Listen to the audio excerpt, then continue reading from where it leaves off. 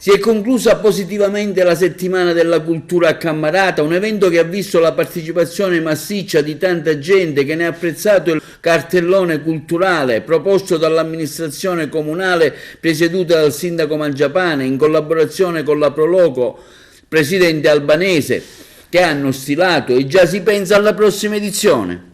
Siamo arrivati all'ultima serata. Invito gli assessori a salire sul palco. Assessore alla cultura, vice sindaco. Sarò molto sintetico per poi dare la parola all'assessore di piazza che ci tiene a fare dei ringraziamenti un pochettino più precisi a tutti gli artisti che si sono esibiti. Io voglio prima di tutto ringraziare tutta Cammarata e San Giovanni per la partecipazione, per l'onore che ci avete dato. Ringraziare tutti i dipendenti comunali perché hanno lavorato veramente con amore, sentendo propria questa manifestazione.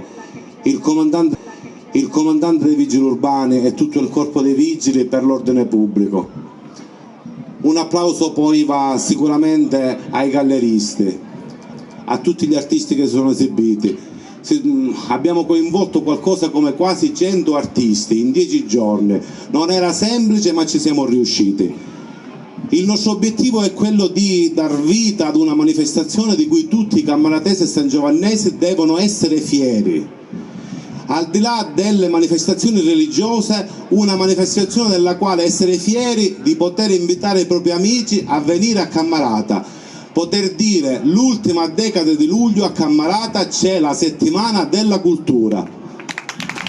Diciamo che è ancora più difficoltoso forse di una festa patronale, diciamo, di una festa locale organizzata dai vari comitati religiosi e via di seguito. Abbiamo dovuto presentare un sacco di richieste di permessi alla questura, ai carabinieri, ovunque, diciamo. È stata molto molto dura perché adesso le regole sono sempre più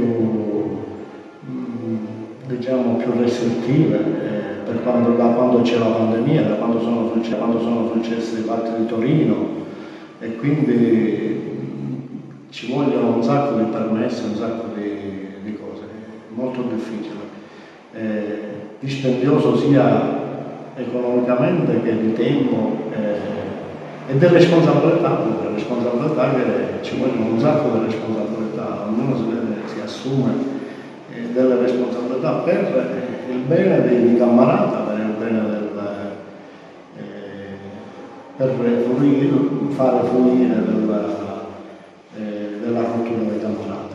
A quanto pare è recentissima questa manifestazione? Sì, dopo il primo anno è stato qualcosa di improvvisato perché venivamo da una pandemia, dalle incertezze della pandemia. Adesso abbiamo voluto metterci alla prova per la seconda edizione e a quanto pare ha avuto un grossissimo successo, non solo delle persone mature, persone di una certa età, ma anche dei giovani. I giovani si sono prodigati pure e hanno seguito la settimana della cultura, sono prodigati anche nell'aiutarci e la fruizione è stata abbastanza ampia come fascia di età e tutto.